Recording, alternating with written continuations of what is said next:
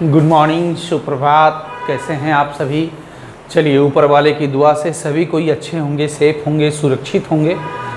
आज मैं आपके सामने 95वां क्लास लेकर के उपस्थित हुआ हूं और अभी हम लोग पढ़ रहे हैं एक्सरसाइज 2 फिजिक्स में प्रकाश का अपवर्तन। सबसे पहले हर रोज़ की तरह उन बच्चों के नाम जिन्होंने होमवर्क अच्छे से बना करके भेजा है, उनके नाम हैं प्रेरणा 10A, Amoli 10A, Shubham Sinha 10B, खुशी सज्जाद 10B, आलोक 10A, साक्षी 10A, मुस्कान 10A, लाडली 10A, Shivani 10A, Shivam 10D, Lakshya 10D, Sumit 10D, Tripti new student, Kriti 10A, Shreya Rani 10A, Shivani 10B, Rimjhim 10B, Manisha 10C, Umakant 10A, Shipra 10A, Swati 10A, Saniya Praveen 10A, Suhana 10A, Mohit 10A, Amisha 10B, Aastha 10B, Anuradha new student, Gauravraj 10D, Ankita 10B, Anjali 10A, Shivani new student. चलिए, बहुत बढ़िया है। अब इसके अलावे कुछ ऐसे भी हैं जिन्होंने फेयर भी भेज दिया। मैंने कहा था कि जो बच्चे अभी तक नहीं भेजे हैं वो एक्सरसाइज 8.1 से 8.4 तक का फेयर भेजे। फेयर भेजने वाले में नाम है तृप्ति न्यू स्टूडेंट, लक्ष्य कुमार, कृति 10A, नंदनी 10A, गौरव 10D, Ravi 10B, Manikant 10D। चलिए, तो इतने बच्चे ऐसे हैं जिन्होंने फेयर जो नहीं भेजा था वो भेज दिए, बहुत अच्छी बात है। लेकिन मैंने एक बात और कहा था कल आप लोगों को कि मैं उन बच्चों के भी नाम बताऊंगा जिन्होंने होम फेयर नहीं भेजा है। तो बहुत कम ऐसे बच्चे रह गए हैं, है ना, इसलिए मैं उनका नाम नहीं ले रहा हूं। लेकिन हाँ, ये बता रहा हूं कि आप लोग जिन्होंने अभी तक फेयर नहीं भेजा है, चाहे वो कोई भी हो, आपको पता होगा, आप वीडियो वॉच कर रहे हैं, आप देख रहे हैं कि 200-250 स्टूडेंट रोज़ व्यू हो जाता है, मतलब 200-250 बच्चा पढ़ रहा है, उसकी अपेक्षा में फेयर अभी कम आया है। तो मैं आपको यही सलाह दूंगा कि जो अभी तक नहीं किए हैं वो आपका अस्त्र शस्त्र है ना।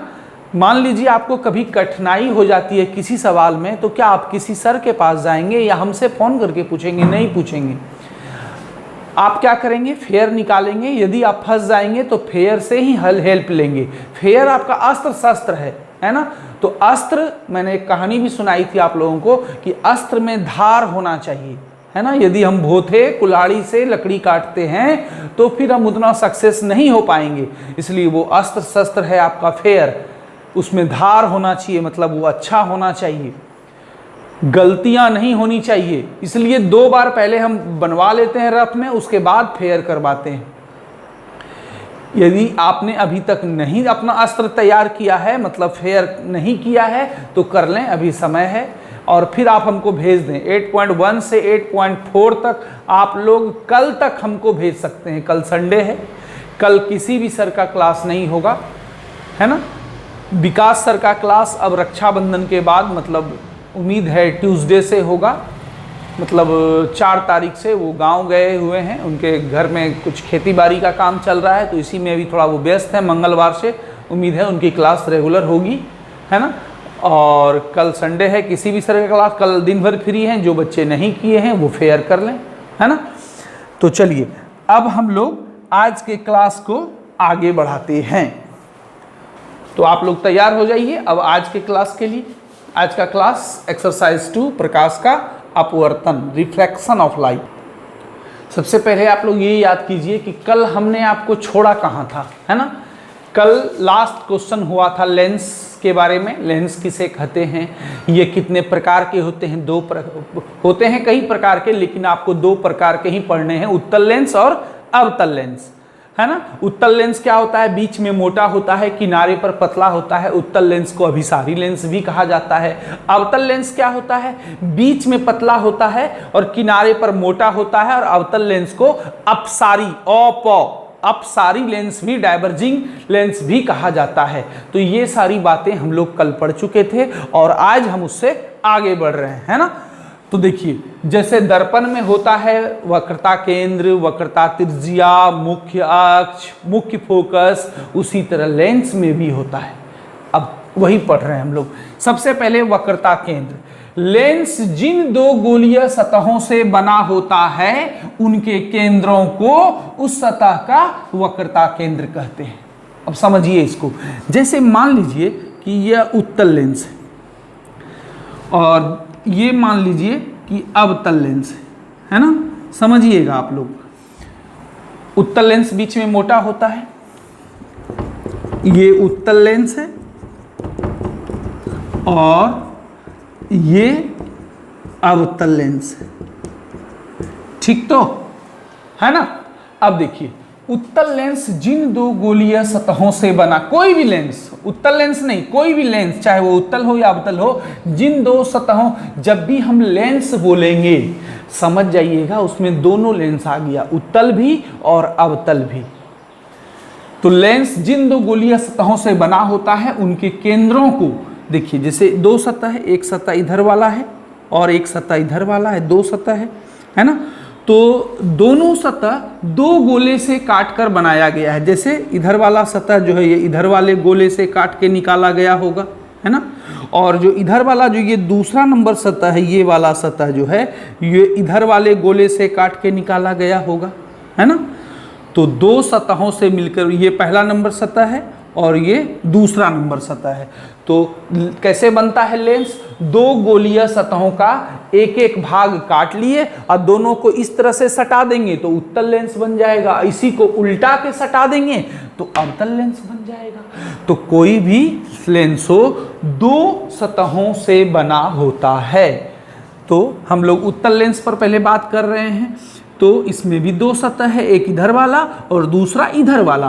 तो इधर वाला जो सतह है वो इस गोले से काट के निकाला गया होगा जिसको हमने डॉट डॉट किया, और इधर वाला जो सतह है वो इधर वाले गोले का एक भाग है ना। तो जिस गोले का एक भाग होता है या जिस गोलीय सतहों से बना होता है उनके केंद्रों को उस सतह का वक्रता केंद्र कहते हैं। तो पहले वाले सतह का वक्रता केंद्र ये हो गया, है ना।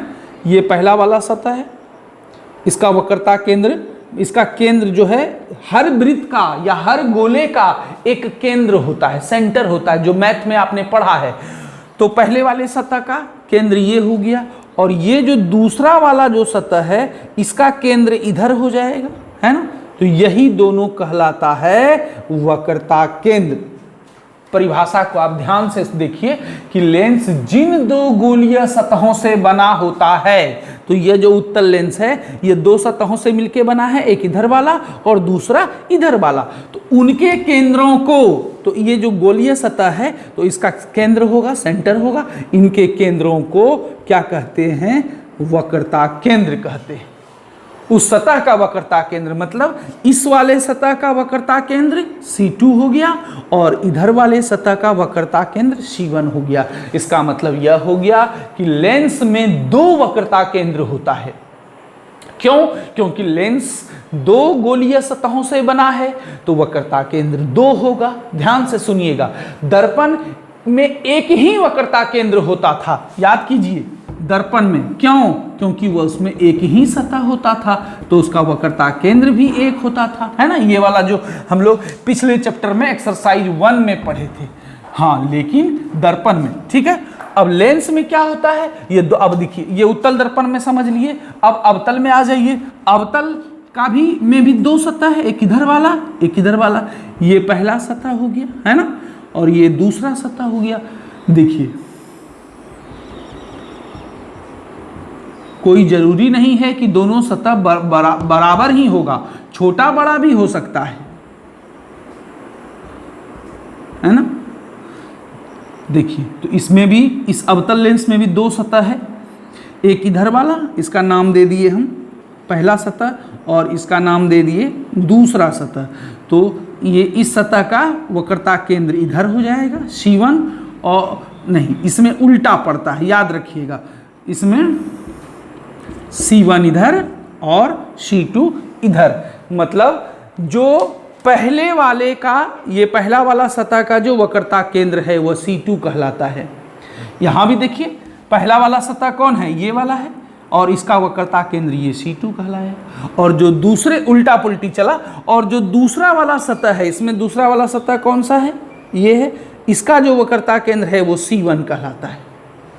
C2 का ही ज़्यादा इंपॉर्टेंस है ना, चाहे वो उत्तल लेंस हो चाहे अवतल लेंस हो। इसको बोलते हैं प्रथम वक्रता केंद्र, इसको बोलते हैं द्वितीय वक्रता केंद्र। जिसमें 1 लगा हुआ है वह हो गया प्रथम वक्रता केंद्र।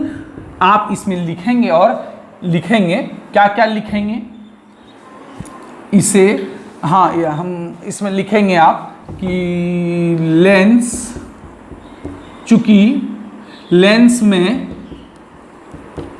2 सतहें होती हैं, 2 सतहें होती हैं, अतः इनके वक्रता केंद्र भी 2 होते हैं। वो सब आपको लिखना है। 2 वक्रता केंद्र होगा, दर्पण की तरह एक नहीं, दर्पण में तो एक ही सतह होता था ना, लेंस में 2 सतह होता है। ध्यान से देखिए समझिए, तो इसलिए वक्रता केंद्र 2। उसके बाद फिर लिखेंगे इनके वक्रता केंद्र भी 2 होते हैं, जिसे प्रायः C1, अब ब्रैकेट में लिख देंगे प्रथम वक्रता केंद्र एवं C2, C2 का मतलब हो गया द्वितीय वक्रता केंद्र, ब्रैकेट बंद, द्वारा सूचित किया जाता है। हो गया, ठीक है। इसको याद रखने के लिए फिर आपको फेयर तो मिलेगा ही, उसमें ये सारी बातें लिखी होगी। अभी आपको जो है समझना है कि वक्रता केंद्र किसे कहते हैं। हाँ, यहां से आपको पैराग्राफ चेंज करना था, है ना, मैंने कंटिन्यू लिख दिया, आपको पैराग्राफ चेंज करना है। पहले परिभाषा, लेंस जिन 2 गोलीय सतहों से बना होता है उनके केंद्रों को उस सतह का वक्रता केंद्र कहते हैं। यहां तक आप लोग समझ गए। लेंस में कितनी सतहें होती हैं? 2 सतहें होती हैं, आपने चित्र से समझ लिया। चाहे वह उत्तल लेंस हो चाहे अवतल लेंस हो, 2 सतह होगा और दोनों का केंद्र अलग अलग, मतलब वक्रता केंद्र दोनों का अलग अलग, है ना। तो उनके वक्रता केंद्र भी 2 होते हैं, जिसे प्रायः C1 C2 द्वारा सूचित किया जाता है। C1 C2 मतलब प्रथम वक्रता केंद्र, द्वितीय वक्रता केंद्र। मतलब ये वाला क्वेश्चन यदि आपको आ जाएगा तो परिभाषा के साथ साथ आपको चित्र, 2 चित्र बनाना होगा, एक उत्तल लेंस में भी और दूसरा अवतल लेंस में भी। इसको आप लोग उतार सकते हैं अपने अपने वीडियो को पॉज करके। चलिए अब अगला टॉपिक देखते हैं हम लोग, मुख्य अक्ष या प्रधान अक्ष। जैसे कि दर्पण में होता था उसी तरह लेंस में भी होता है। लेंस के दोनों वक्रता केंद्रों को मिलाने वाली रेखा मुख्य अक्ष कहलाती है। अब समझिए इसको, जैसे कि मान लीजिए ये उत्तल लेंस है और ये कौन सा लेंस है? अवतल लेंस है ना। तो उत्तल लेंस का ये जो प्रथम वाला सतह है, ये वाला सतह, इसका वक्रता केंद्र इधर हो जाएगा जिसका नाम C2 है ना। और ये जो द्वितीय वाला जो सतह है इसका वक्रता केंद्र इस साइड हो जाएगा, इसका नाम C1 है ना। और दोनों, अभी तो हम लोग पढ़ चुके हैं C1 और C2, दोनों वक्रता केंद्र से होकर जो गुजरने वाली जो रेखा है, या यूं कहिए मिलाने वाली जो रेखा है, ये हो गया प्रथम वक्रता केंद्र और ये हो गया द्वितीय वक्रता केंद्र। दोनों वक्रता केंद्रों को मिलाने वाली रेखा क्या कहलाती है? मुख्य अक्ष कहलाती है। तो ये हो गया मुख्य अक्ष। इस लाइन को ही हम लोग क्या कहेंगे? मुख्य अक्ष। ये जो दोनों वक्रता केंद्रों से होकर गुजरने वाली रेखा कहिए या मिलाने वाली रेखा कहिए। अब आ जाइए अवतल लेंस में। इसमें भी 2 वक्रता केंद्र होता है, इसका C1 इधर और C2 इधर। अभी आपने तुरंत पढ़ा है ना। तो दोनों वक्रता केंद्रों को मिला दीजिए, है ना। तो दोनों वक्रता केंद्रों से होकर गुजरने वाली रेखा बोलिए या दोनों वक्रता केंद्रों को मिलाने वाली रेखा बोलिए। इसी रेखा को क्या कहते हैं? मुख्य अक्ष या प्रधान अक्ष। एक ही बात है, हाँ याद रखिएगा, मुख्य अक्ष एक ही होता है। जैसे वक्रता केंद्र तो 2 होता था, C1 और C2, लेकिन मुख्य अक्ष 2 नहीं होगा। मुख्य अक्ष कितना होगा? एक ही होगा। तो मुख्य अक्ष का परिभाषा आपने क्या पढ़ा? लेंस के दोनों वक्रता केंद्रों को मिलाने वाली रेखा क्या कहलाती है? मुख्य अक्ष। मतलब C1 और C2 से होकर जो रेखा गुजरेगी उसी रेखा को हम लोग क्या कहेंगे? उस लेंस का मुख्य अक्ष। चलिए अब बढ़ते हैं हम लोग अगले टॉपिक की ओर। अगला टॉपिक है प्रकाशीय केंद्र या प्रकाश केंद्र भी कहते हैं, जिसको इंग्लिश में हम लोग कहते हैं ऑप्टिकल सेंटर। ये बहुत इंपॉर्टेंट चीज है लेंस का।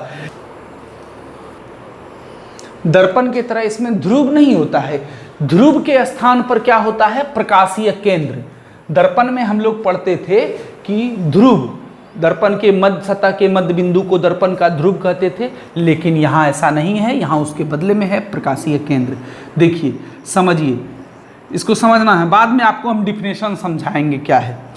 जैसे कि ये मुख्य अक्ष है C1 C2, पहले एक लेंस में समझ लीजिए, फिर आपको हम दूसरे लेंस में भी समझा देंगे, अवतल में भी। इसका C1 इधर और C2 इधर। देखिए इसमें जब भी कोई प्रकाश किरण आएगी तो हम लोग क्या करते हैं, कल मैंने बताया था कि उसको बीच में ले जाते हैं अपनी सुविधा के लिए और बीच से मोड़ देते हैं, है ना, अपवर्तन।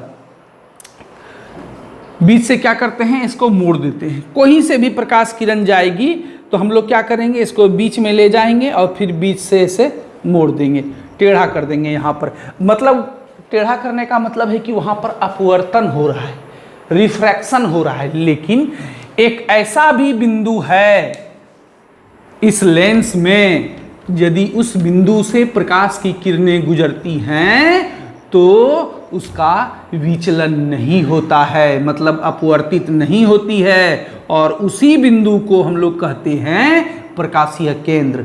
देखिए कहीं से भी गुजरेगी तो प्रकाश किरण मुड़ेगी, मतलब अपवर्तित होगी, लेकिन जब लेंस के ठीक बीच से यहाँ से गुजरेगी, इस बिंदु से मुख्य अक्ष पर स्थित, ये इसका हो गया C2 और ये हो गया C1, तो ये मुख्य अक्ष है।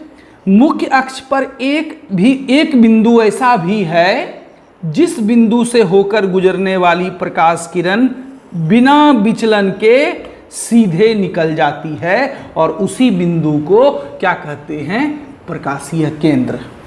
समझिए, मतलब कहीं से भी प्रकाश किरण यदि गुजरेगी तो वह अपवर्तित हो जाएगी, मतलब मुड़ जाएगी, लेकिन जब लेंस के ठीक बीच से होकर गुजरती है तो अपवर्तन नहीं होता है, बिना विचलन के सीधे निकलती है, चाहे वह उत्तल लेंस हो चाहे वह अवतल लेंस हो।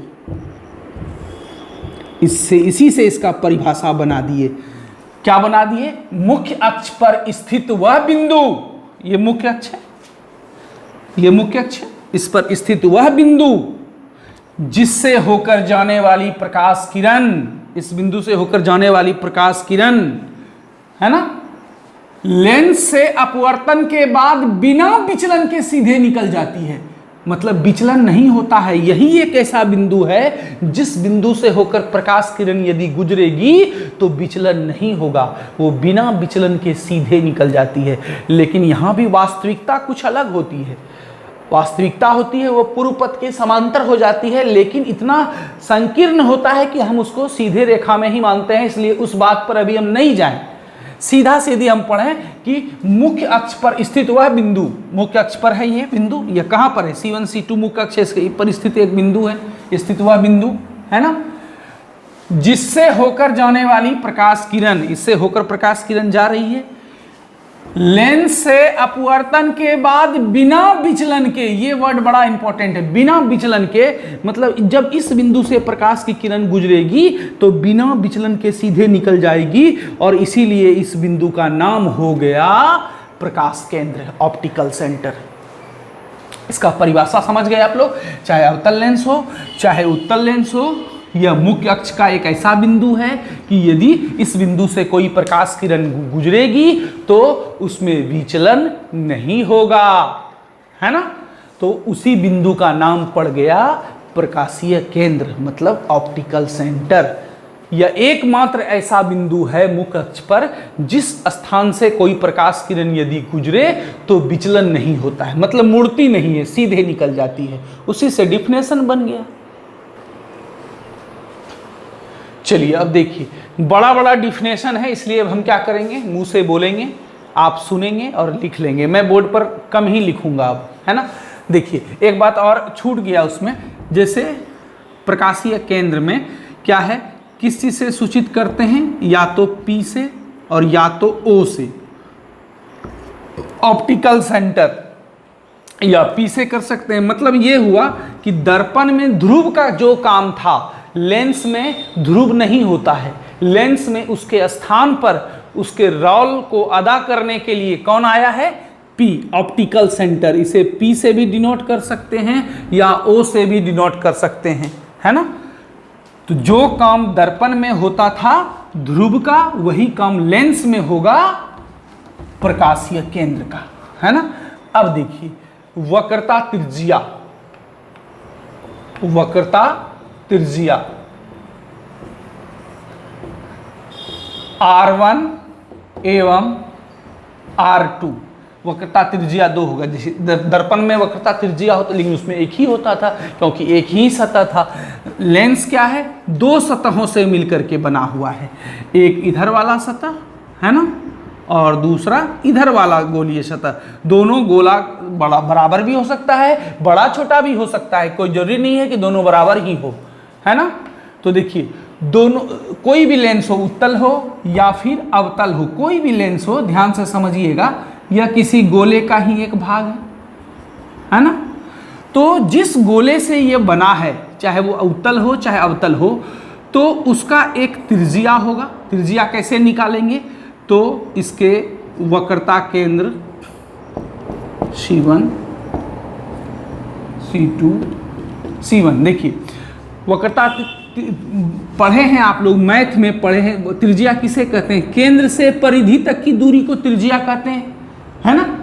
C, ये मान लीजिए इसका नाम कुछ भी दे दीजिए आप, A, तो दोनों के बीच की दूरी को क्या कहते हैं? त्रिज्या कहते हैं। मैथ में आपने पढ़ा है, चाहे वह गोला हो चाहे वृत्त हो, केंद्र से परिधि तक की दूरी को त्रिज्या कहते हैं। बस उसी का हम लोग आज यूज करने वाले हैं कि लेंस जिन 2 गोलीय सतहों से बना है, एक तो पहला वाला, हाँ पहला वाला सतह ये है, ये इधर वाले से बना है, और दूसरा वाला सतह ये है जो इधर वाले गोले से बना है। आपको 1 2 देना नहीं है, ठीक है। तो दोनों का अपना अलग अलग त्रिज्या होगा, है ना। पहला वाला जो सतह है, पहला वाला सतह, इसका त्रिज्या ये हो जाएगा, तो ये कहलाएगा R2, उल्टा चलता है। और ये जो दूसरा सतह है, इधर वाला जो सतह है, चूंकि C1 इधर है तो R1 इधर, इसका भी अपना एक अलग त्रिज्या होगा। मतलब इसको ऐसे आप लिखिएगा कि लेंस जिन 2 गोलीय सतहों से बना होता है उनकी त्रिज्याओं को उस सतह का वक्रता त्रिज्या कहते हैं, है ना। और इसे प्रायः R1 तथा R2 द्वारा सूचित किया जाता है। आप पैराग्राफ चेंज करके उसी तरह लिखिएगा। क्या लिखिएगा? सुनिए, सुन के लिख सकते हैं, वीडियो रोक के भी लिखना चाहे तो लिख सकते हैं। चूंकि लेंस में लेंस 2 सतहों से बना होता है, अतः वक्रता त्रिज्याएं भी 2 होती है, जिसे क्रमशः R1 तथा R2 द्वारा सूचित किया जाता है। R1 हो गया प्रथम वक्रता त्रिज्या और R2 हो गया द्वितीय वक्रता त्रिज्या। चूंकि दर्पण जो हम लोग पढ़े थे वहां एक ही गोलीय सतह से बना होता था, इसीलिए वहां पर वक्रता त्रिज्या एक ही होता था। लेकिन लेंस में 2 सतहों से बना। अब आ जाइए अवतल लेंस में भी, इसमें भी क्या एक वक्रता त्रिज्या यहाँ से लेकर के परिधि तक हो गया, ये R2 है। C2 वाले में R2 चलेगा, है ना। और C1 हो गया प्रथम वक्रता केंद्र, इसको भी मिला दीजिए, ये हो गया R1, है ना। जिसमें C1 है उसी में R1, उसी तरह यहाँ भी किए हम लोग। C1 प्रथम वक्रता केंद्र है, तो इस गोलीय सतह का जो वक्रता त्रिज्या होगा ये प्रथम वक्रता त्रिज्या कहलाएगा। उसी तरह ये C2 है द्वितीय वक्रता केंद्र, तो इस सतह का जो वक्रता त्रिज्या होगा वो द्वितीय वक्रता त्रिज्या कहलाएगा, है ना। आपसे कोई पूछ दे, बताओ जी लेंस में 2 वक्रता त्रिज्या क्यों होता है, सिंपल भाषा में, तो आप बोलेंगे क्योंकि लेंस 2 गोलीय सतहों से बना होता है, तो दोनों का त्रिज्या अलग अलग होगा, इसीलिए दोनों का वक्रता त्रिज्या भी अलग अलग हो जाता है। केंद्र भी 2, है ना, इसलिए वक्रता केंद्र 2 हो गया, C1 और C2, है ना। तो आपने समझ लिया होगा। परिभाषा आपको खुद से लिखना है, सुन के वीडियो रोक के। फाइनल रूप से मैं एक परिभाषा बोल रहा हूं आपको। लेंस जिन 2 गोलीय सतहों से बना होता है उनके त्रिज्याओं को उस सतह की वक्रता त्रिज्या कहते हैं। Full stop. उसके बाद पैराग्राफ चेंज करेंगे। चूंकि लेंस दो सतहों से बना होता है, अतः इसकी वक्रता त्रिज्याएं भी दो होती है, जिन्हें क्रमशः R1 ब्रैकेट में प्रथम वक्रता त्रिज्या एवं R2 ब्रैकेट में द्वितीय वक्रता त्रिज्या द्वारा सूचित किया जाता है। That's all. उसके बाद चित्र बना देना है, आपको चित्र जरूर बनाना है।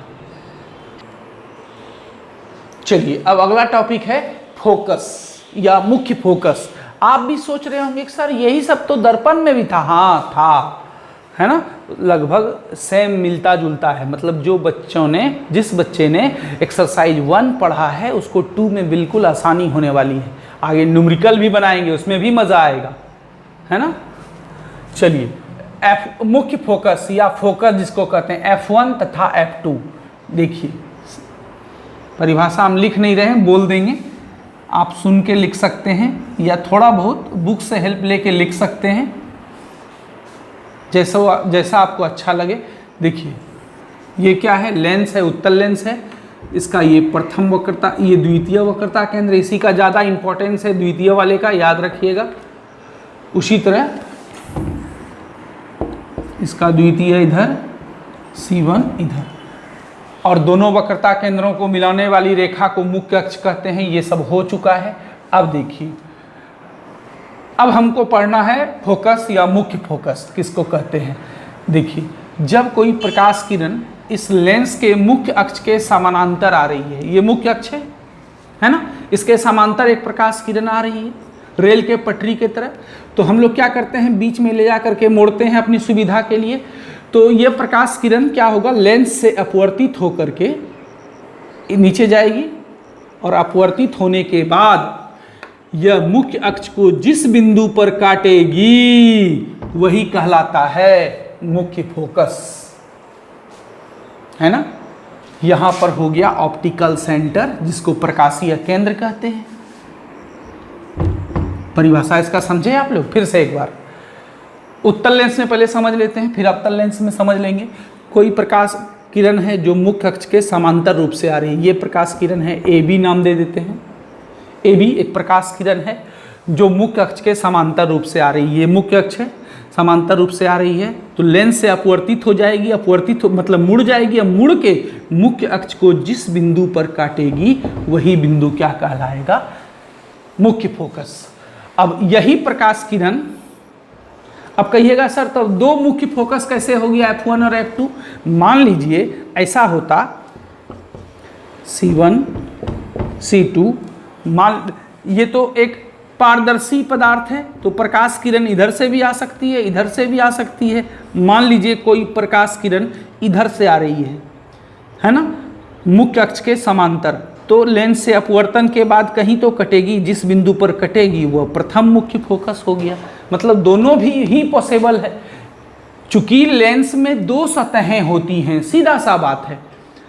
लेंस दो गोलीय सतहों से बना है, इसीलिए मुख्य फोकस भी दो होता है, जिसे प्रायः F1 एवं F2 द्वारा सूचित किया जाता है।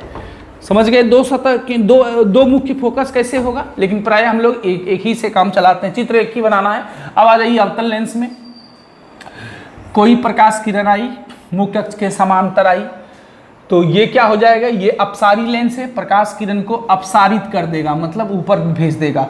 तो ये मुख्य अक्ष के जिस बिंदु से आती हुई प्रतीत होती है उसी बिंदु को मुख्य फोकस कहा जाता है ना। अब दोनों परिभाषा को एक साथ मिला करके आप कैसे बोलेंगे, हम बोलते हैं, ध्यान रखिएगा, प्रावर्तन मुंह से ना निकले, अपवर्तन, यहां अपवर्तन हो रहा है। अपवर्तन कैसे बोलेंगे, लेंस मतलब दोनों लेंस हो गया, मुख्य अक्ष के समानांतर एवं निकटवर्ती सभी आपतित किरणें, यहां भी मुख्य अक्ष के समांतर और नजदीक है, निकटवर्ती है, यहां भी मुख्य अक्ष के समांतर एवं निकटवर्ती है, इसका नाम दे दीजिए AB, है ना। तो निकटवर्ती किरणें लेंस से अपवर्तन के बाद, यहां भी अपवर्तन हो रहा है, यहां भी अपवर्तन हो रहा है, मुख्य अक्ष को जिस बिंदु पर काटती है, यहां पर काट रही है, या मुख्य अक्ष के जिस बिंदु से आती हुई प्रतीत होती है उस बिंदु को उस लेंस का मुख्य फोकस कहा जाता है। हो गया, दोनों एक ही में हो गया। एक में क्या हो रहा है, एग्जैक्ट एक बिंदु पर काट रही है प्रकाश किरण, और दूसरे में क्या हो रहा है कि जिस बिंदु से आती हुई प्रतीत हो रही है। ये तो ऊपर चला जाएगा प्रकाश किरण, जब आप इधर आंख लगा करके देखेंगे तो आपको ऐसा लगेगा कि प्रकाश किरण यहां से आ रही है और यही बिंदु हो गया मुख्य फोकस। तो दोनों परिभाषा एक साथ कैसे बोलेंगे, एक बार फाइनल रूप से हम बोल देते हैं, आप लिखना चाहें तो लिख लें। लेंस में मुख्य अक्ष के समांतर एवं निकटवर्ती सभी आपतित किरणें लेंस से अपवर्तन के बाद मुख्य अक्ष को जिस बिंदु पर काटती है या मुख्य अक्ष के जिस बिंदु से आती हुई प्रतीत होती है उस बिंदु को उस लेंस का मुख्य फोकस कहा जाता है। पूर्ण विराम। पैराग्राफ चेंज करके लिखेंगे, चूंकि लेंस दो गोलीय सतहों से बना होता है अतः इसमें मुख्य फोकस भी दो होते हैं, जिन्हें क्रमशः F1 ब्रैकेट में प्रथम मुख्य फोकस, इसका प्रथम मुख्य फोकस यहां हो जाएगा, है ना, एवं F2 ब्रैकेट में द्वितीय मुख्य फोकस द्वारा सूचित किया जाता है। इतना लिख करके ये चित्र आपको बना देना है ना। अब इसी में आप लोग एक चीज पढ़ लीजिए, फोकस दूरी, फोकस दूरी, इसे F1 या F2 द्वारा, स्मॉल f1 वहां था कैपिटल मुख्य फोकस को, और यहां पर फोकस दूरी को हम लोग क्या कहेंगे, स्मॉल f1 से सूचित करते हैं। देखिए जैसे कि ये उत्तल लेंस है ना, तो ये इसका प्रकाशीय केंद्र है, ये F1 C1 F2 C2। याद रखें जैसे ही दर्पण में P और C के ठीक बीच में F होता था, उसी तरह लेंस में भी P और C1 के बीच में F1 होगा और P और C2 के बीच में F2 होगा, उसी से मिलता जुलता है। देखिए तो मुख्य फोकस और प्रकाशीय केंद्र, जो दोनों के जो बीच का दूरी है, इसी को बोलते हैं फोकस दूरी। क्या बोलते हैं, फोकस दूरी।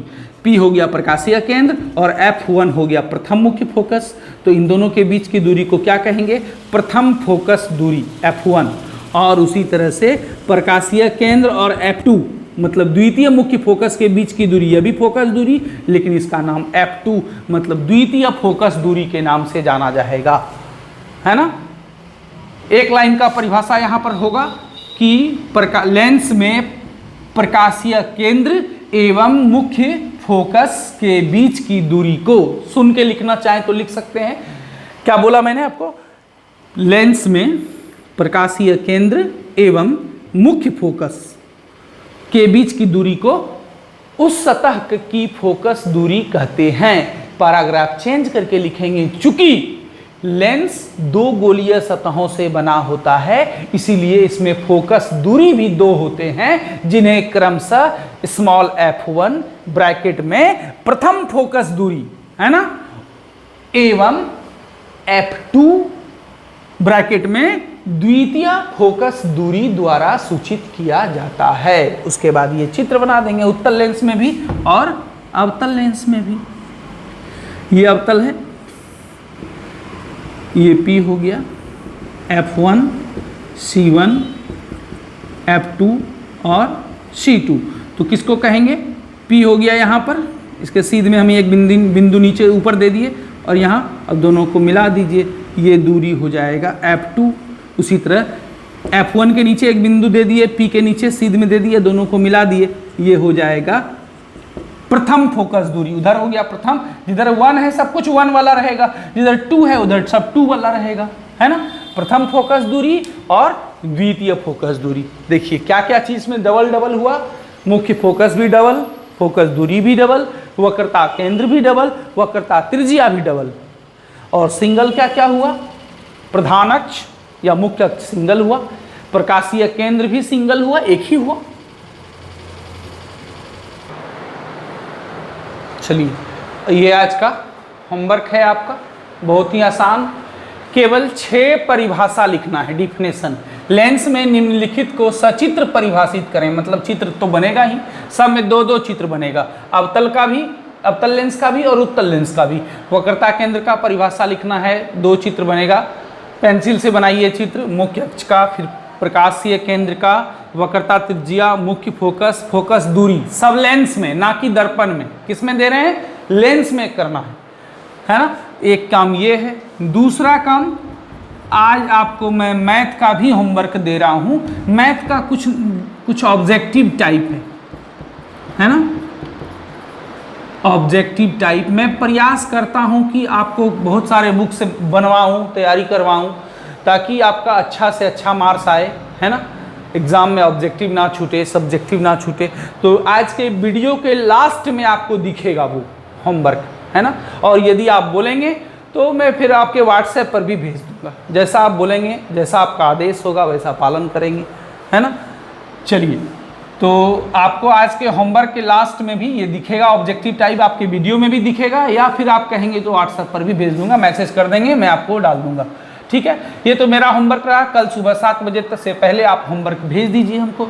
दूसरा, आनंद सर ने भी आपको होमवर्क दिया है, इंग्लिश ग्रामर में कुछ बनाने भी दिया है, कुछ फेयर भी दिया है, वो आप देख लेंगे, अपने व्हाट्सएप पर भी आपको मिल जाएगा। कोई परेशानी होगी तो आप आनंद सर से 9006714833 पर बात भी कर सकते हैं, है ना।